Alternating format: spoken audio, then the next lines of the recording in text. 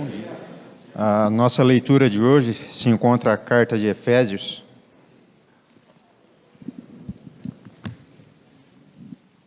Efésios, capítulo 4.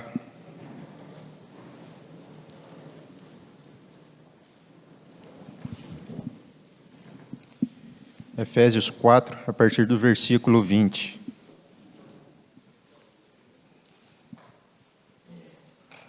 Efésios 4, 20.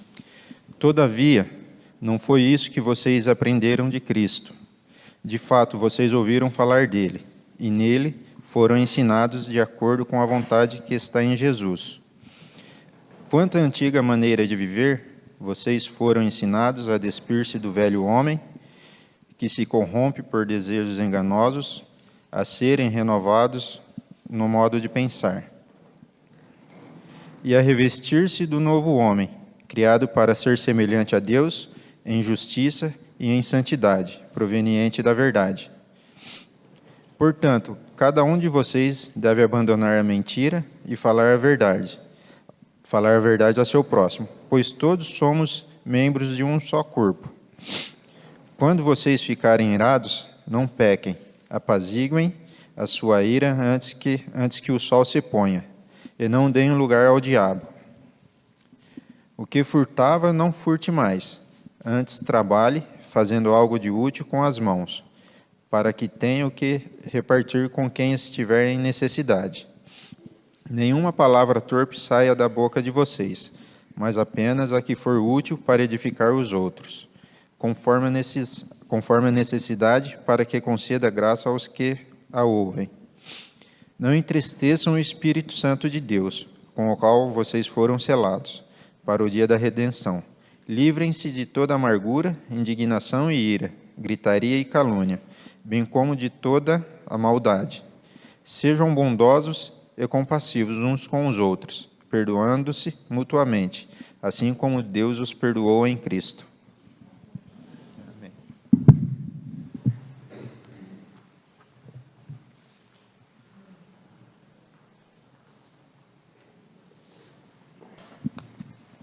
Bom dia para todo mundo. Bom dia. Hoje está um pouco mais frio, né? Eu gosto do frio. Eu não tenho assim muito frio, mas eu estou vendo alguns irmãos aí que são mais corajosos que eu, viu? Estão de manga curta. Não sei como que você está aguentando aí. Deus abençoe a todos nós nesta manhã. É gostoso o frio, não é? A gente se sente um pouco melhor. A gente se sente um pouco mais, com um pouco mais de energia, e é bom mesmo nós estarmos aqui cedinho, louvando o nosso Deus. Os irmãos que chegam bem mais cedo para abrir o prédio, para fazer um café, para preparar a ceia do Senhor, para estarem aqui nesse canto orando, é muito bom mesmo estar tão cedinho aqui, pensando no nosso Deus e fazendo tudo em honra e glória ao nosso Deus. Você que está nos visitando aqui nessa manhã, é um prazer muito grande ter você conosco. Esperamos que você possa realmente estar aqui com o espírito certo, com a intenção correta de estar aqui para adorar o nosso Deus. Que Deus abençoe muito você também com relação a isso. Semana passada nós começamos falando sobre família, e vamos continuar neste domingo e talvez mais uns 2 domingos ainda, falando sobre família. E nós usamos um exemplo de uma família que nós encontramos na palavra de Deus, Áquila e Priscila, aquele casal, e vimos que todos nós, não importa se é marido, esposa, pai, mãe, filho, filha, casado, solteiro, não importa. Aquele casal pode representar para cada um de nós algumas características que nós precisamos ter para ser como Deus deseja. E nós falamos sobre estudar, ensinar e confiar, não é? Nós temos que ser pessoas que estudam a Bíblia, que ensinam a Bíblia e que são confiáveis, que a igreja pode confiar em nós para qualquer tipo de trabalho. E isso é muito bom, não é? É que nós tenhamos essas características na nossa vida. E se você está aqui hoje e tem dificuldades na sua família, se você está aqui hoje e quer saber um pouco mais sobre o que Deus espera de você como família, nós vamos continuar falando um pouco mais sobre esse assunto hoje. E eu gostaria, nessa manhã, que nós pensássemos na nossa casa, como uma família. Talvez você esteja aqui hoje e você é o único ou a única na sua casa que faz parte da família de Deus. Isso é para você. Talvez você esteja aqui hoje e a sua família inteira faz parte da família de Deus. Isso é para você também, não é? Então vamos aprender um pouco mais sobre família aos olhos de Deus. O que é que Deus espera de mim e de você sobre família? E talvez você tenha notado que parece que no Novo Testamento Deus não fala muito sobre família. Se você for ler os livros do Novo Testamento, não existe muitos ensinamentos sobre família. O apóstolo Paulo escreveu várias cartas, mas em várias das suas cartas não existe nenhum ensinamento, nenhuma referência direta sobre família. Não sei se você já notou isso, mas depois você leia algumas cartas, como, por exemplo, Romanos, segunda carta aos Coríntios, Gálatas, Filipenses, 1º e 2º Tessalonicenses, não fazem nenhuma referência direta à família. O autor de Hebreus não fez nenhuma referência sobre a família cristã. O apóstolo João não menciona família de uma maneira específica nas suas 3 cartas, nem no livro de Apocalipse. E o apóstolo Pedro, só na 1ª epístola ensina, na 2ª epístola não. Interessante isso, não é? Família é algo tão importante, mas parece que Deus não falou de uma maneira mais direta sobre família na sua vontade, no Novo Testamento. E nós temos vários problemas, várias dificuldades nas nossas famílias. Por que será que Deus então não falou de uma maneira tão direta sobre o lar, sobre a família? Eu quero mostrar para vocês hoje, nessa manhã, que, na verdade, Deus falou bastante sobre a família, sim. Talvez não do jeito que nós pensemos, não é? Sobre família, mas Deus falou bastante sobre o lar cristão. Semana passada nós vimos, no exemplo de Áquila e de Priscila, que a igreja era quase sinônimo com a casa, com o lar. Você se lembra que em cada cidade, Corinto, Éfeso e Roma, aonde Áquila e Priscila moravam, uma igreja se reunia na casa deles. E isso era fato na vida deste casal, mas era fato em outras famílias também.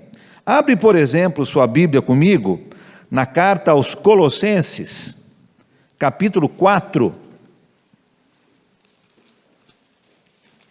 Colossenses capítulo 4.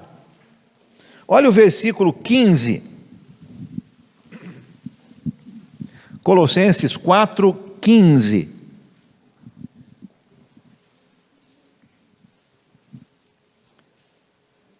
Diz o seguinte: saúdem os irmãos de Laodiceia, bem como Ninfa e a igreja que se reúne em sua casa. Olha, por exemplo, a carta de Paulo a Filemon.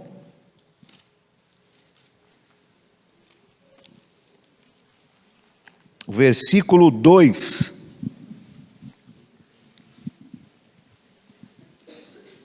Filemon, versículo 2. Olha o que fala lá.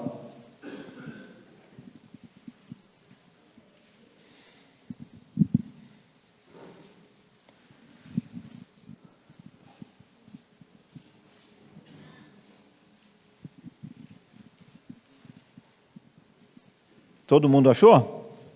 Filemon, versículo 2, diz o seguinte: a irmã Áfia e a Arquipo, nosso companheiro de lutas, e a igreja que se reúne com você em sua casa. Então, era o comum naquela época, nós falamos isso na semana passada. Dentro de um lar, dentro de uma casa, a igreja se reunia. Não era comum como nós temos hoje, que temos um prédio grande para se reunir. As reuniões da igreja no primeiro século eram menores nas casas dos irmãos, e isso tinha muita razão de ser. Uma das razões era a perseguição que o Império Romano tinha sobre a igreja.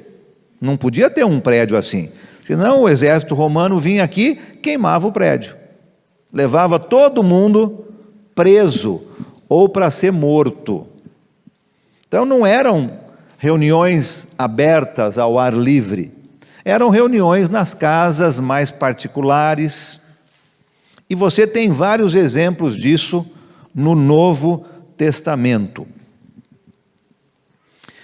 E eu penso que essa observação de você ter a igreja dentro de um lar, dentro de uma casa, nos traz a uma conclusão muito importante.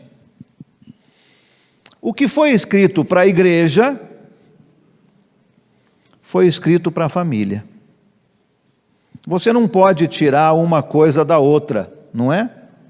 O ensinamento que foi dado para a igreja é o mesmo ensinamento que foi dado para o lar, que foi dado para a família. Afinal de contas, quando a igreja estava sendo ensinada,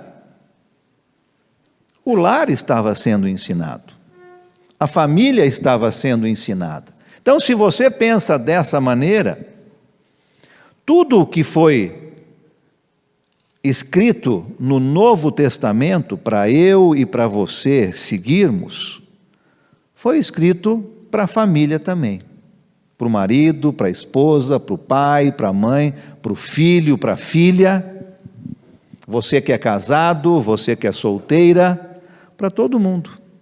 O ensinamento é o mesmo. E talvez você já ouviu essa expressão. E eu vou falar essa expressão hoje, várias vezes nessa manhã, e é uma expressão verdadeira.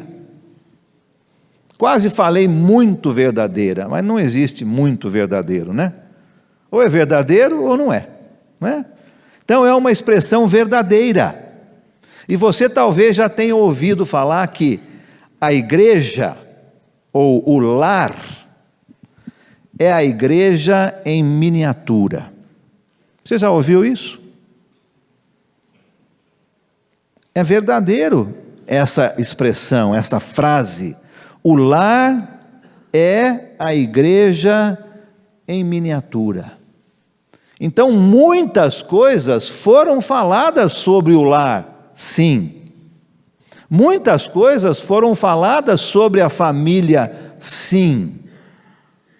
Porque o lar nada mais é do que a igreja em miniatura, não é? Num pequeno local, com poucas pessoas, o lar é a igreja em miniatura. O que o apóstolo Paulo, o apóstolo Pedro, o apóstolo João e outros autores do Novo Testamento mostraram como características da igreja, serve como característica da família. E é isso que eu quero mostrar hoje, nessa manhã. Quando os autores do Novo Testamento, ou os escritores, vamos dizer assim, do Novo Testamento, escreveram para uma determinada igreja, elogiando esta igreja, dando graças a Deus por aquela determinada igreja, eles usavam certas expressões. Abre comigo lá na carta aos Colossenses, capítulo 1, como um exemplo. Colossenses, capítulo 1, comecinho da carta, versículos 3 a 5. Colossenses 1, 3 a 5. Sempre agradecemos a Deus. Então, um elogio, não é? Algo bom sobre a igreja em Colossos. Sempre agradecemos a Deus, o Pai de nosso Senhor Jesus Cristo, quando oramos por vocês, pois temos ouvido falar da fé que vocês têm em Cristo Jesus e do amor que têm por todos os santos, por causa da esperança que lhes está reservada nos céus, a respeito da qual vocês ouviram por meio da palavra da verdade, o Evangelho. Dou graças a Deus por vocês, colossenses, por causa da fé que vocês têm, por causa do amor que vocês têm, pela esperança que vocês têm em Cristo Jesus. Vai um pouquinho para frente, vai para a primeira carta aos Tessalonicenses, a próxima carta. Primeira carta aos Tessalonicenses, olha o capítulo 1, versículos 2 e 3. Mais um elogio à igreja agora na cidade de Tessalônica. E olha o que é dito aqui, versículo 2. Sempre damos graças a Deus por todos vocês, mencionando-os em nossas orações. Lembramos continuamente diante do nosso Deus e Pai o que vocês têm demonstrado, o trabalho que resulta da fé, o esforço motivado pelo amor e a perseverança proveniente da esperança em nosso Senhor Jesus Cristo. Mesma coisa, né? Tessalonicenses, damos graças a Deus por você, pela fé, pelo amor, pela esperança que vocês têm. Quando uma igreja precisava de um encorajamento, precisava desenvolver uma dessas características, era isso que era falado. Abre comigo, por exemplo, na primeira carta aos Coríntios, volta um pouquinho, 1 Coríntios capítulo 13, versículo 13, o último versículo desse capítulo que a gente conhece como o capítulo do amor, não é? 1 Coríntios 13, olha o versículo 13.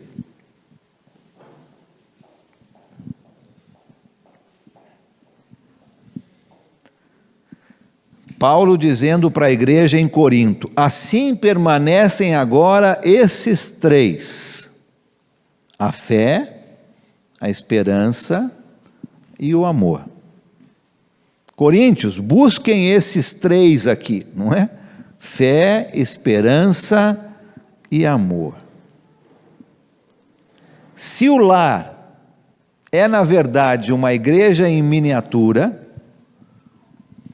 e se nós estamos vendo os autores do Novo Testamento elogiando certas igrejas que se reuniam nos lares, demonstrando essas características, nós precisamos olhar para nossas famílias e nos perguntar: como é que essas características estão sendo desenvolvidas no meu lar? E quando eu falo lar, eu não estou pensando especificamente em marido, esposa, pais, filhos. Pode ser, mas talvez você esteja aqui hoje e você não tenha uma esposa, você não tem um marido. Você talvez seja a única pessoa no seu lar. Então, quando eu falo um lar, eu estou pensando em você, não é? Ou como indivíduo, ou como família, com pai, mãe, filho, filha, marido, esposa. Tanto faz. Como é que está o desenvolvimento dessas características no seu lar? Fé, amor e esperança. Como é que está a fé na sua família? Qual é a primeira coisa que você faz quando uma crise aparece? Qual é a primeira coisa que você faz quando vem uma crise? Você murmura? Você se derrete como uma manteiga quente? Você fala de uma maneira áspera com outras pessoas? Você fica nervosa? Você fica frustrado? Você se preocupa ao extremo? Ou, quando a crise aparece no seu lar, a primeira coisa que você faz é virar os olhos a Deus em oração? Como é que está a fé no seu lar? Vamos lembrar que as pessoas no nosso lar estão olhando para nós, não é? Se você é pai e mãe aqui, tem filhos menores, você sabe do que eu estou falando. As pessoas no seu lar estão olhando para você. Como é que você reage quando uma crise acontece? A sua maneira de reagir é positiva ou é negativa? Quanto tempo faz que você, junto com sua família, realmente experimentou e colocou em prática a sua fé em Deus? Característica de uma família que é como Deus deseja é uma família com fé. A igreja foi elogiada pela sua fé. E se o lar é uma igreja em miniatura, eu e você temos que ter essa característica na nossa família. Fé. Como é que você vive quando uma crise acontece no seu lar? Segunda característica, o amor. O amor. Como é que o seu lar está demonstrando este amor? Como é que você, como marido, se você é um marido aqui hoje de manhã, como é que você está demonstrando amor na sua família? Se você é uma esposa, como é que você demonstra amor dentro da sua família? Se você é um filho ou uma filha, quem é filho e filha aqui, levanta a mão.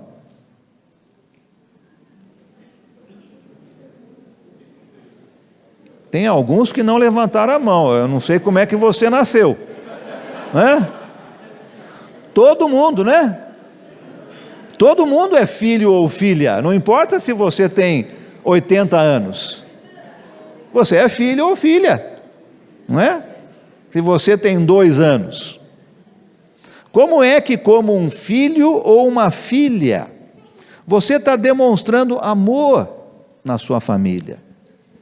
Você que é pai, você que é mãe, como é que você demonstra amor na sua família? Característica de uma igreja que é como Deus deseja, é uma igreja que demonstra amor. E se o lar é uma igreja em miniatura, o lar tem que demonstrar amor. O que os seus vizinhos estão percebendo sobre você com relação a amor, através de como você vive no seu lar? Você tem demonstrado essa característica no seu lar? Esperança. Esperança. Você está seguro em Cristo? Você tem certeza da sua salvação? É essa a esperança que nós estamos falando, não é? Você tem certeza da sua salvação? Qual é o foco principal da sua vida? É esse mundo ou é o mundo por vir? Qual é o foco principal? Como é que você está vivendo a sua vida no seu lar com relação à esperança? Você acorda de manhã pensando na volta de Cristo? Ou isso para você é algo que vai acontecer lá depois? Como é que você está vivendo dentro do seu lar com relação à esperança? Quando você olha para as pessoas perdidas no mundo, você percebe pessoas sem esperança? Ou você está percebendo só pessoas no mundo? Essas características, fé, amor e esperança, faziam a família cristã, no primeiro século, se destacar do mundo. E a passagem que o Oscar leu hoje de manhã, em Efésios capítulo 4, começando lá no versículo 20, fala exatamente sobre essa diferença que a família cristã fazia com relação ao mundo. Lembra? Olha, antes vocês eram assim, agora vocês são dessa maneira, porque vocês têm fé, amor, esperança, eram características que destacavam o lar cristão do resto do mundo. Como é que você está vivendo com essas características? Fé, amor e esperança. O propósito de Deus com a sua igreja é revelar a sua glória, não é isso? O propósito de Deus para com a igreja é que a sua glória seja revelada para todos, e que a mensagem de Jesus seja proclamada como Senhor e Salvador do mundo. Esse é o propósito de Deus para com a igreja. E se o lar é uma igreja em miniatura, a conclusão lógica é que o propósito de Deus para o seu lar é o mesmo. Que o seu lar seja um local onde a glória de Deus é proclamada. Que o seu lar e o meu lar seja um local onde a mensagem de Jesus seja proclamada para todos. E se a nossa família está realmente demonstrando características de fé, amor e esperança, o nosso lar vai ser um lar destacado do mundo. E vai estar honrando a Deus. Nós vamos estar proclamando a mensagem de Jesus através do exemplo de você no seu lar. Seja pai, mãe, filho, marido, esposa, solteira, casada, tanto faz. Você vai estar demonstrando essas características. Esses fatores, fé, amor e esperança, são aqueles que vão realmente dizer para o mundo: eu pertenço a Deus. A minha família pertence a Deus. No meu lar, Jesus vai ser proclamado. No meu lar, a glória vai ser dada para Deus. Porque eu vivo com fé, com amor e com esperança. Quando a crise vem, eu volto meus olhos para Deus em primeiro lugar. O amor eu demonstro da maneira como Deus deseja. E a esperança na volta de Jesus está constantemente sendo demonstrada na família. Se o seu lar é assim, você está vivendo como Deus deseja. E você está demonstrando honras e glórias para Deus da maneira como Ele quer. Afinal de contas, a igreja é isso, não é? É um local onde nós damos glória para Deus e a mensagem de Jesus é proclamada. E se o lar é uma igreja em miniatura, a mesma mensagem serve para o lar. Como é que você está no seu lar? Você demonstra fé? Você demonstra amor? Você demonstra esperança na volta de Jesus? Ou você vive como o seu vizinho, que ainda não tem Cristo? E quando surge uma crise, você não sabe o que fazer e você entra em depressão. Ou você começa a brigar com todo mundo, como o seu vizinho faz, não é? O amor dentro do seu lar não é visto. Você não tem esperança, vive somente para as coisas deste mundo. Como é que você está dentro do seu lar?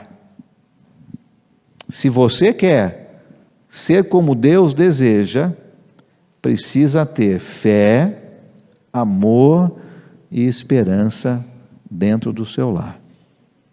Que Deus abençoe a todos nós, a que nós vivamos dentro do nosso lar com essas características: fé, amor e esperança. Como todo mundo aqui hoje de manhã levantou a mão, dizendo que era um filho ou uma filha, semana que vem nós vamos falar um pouco sobre filhos. E vai servir para todos nós, né? Afinal de contas, somos filhos ou filhas. Tá? Então nós vamos falar um pouco sobre filhos dentro do lar. Vamos orar e terminarmos essa mensagem nessa manhã. Senhor, nosso Deus e nosso Pai, nós pedimos, imploramos ao Senhor, que vivamos nossas vidas dentro do nosso lar com fé, amor e esperança. Que nós possamos, Pai, viver de uma maneira que o Senhor se orgulhe de nós, que o Senhor se alegre com nossa atitude. Por favor, Pai, nos dê fé confiança nas promessas do Senhor. Faça, Pai, com que nossas vidas sejam demonstradas por amor, à mãe, o pai, ao filho, à filha, marido, esposa.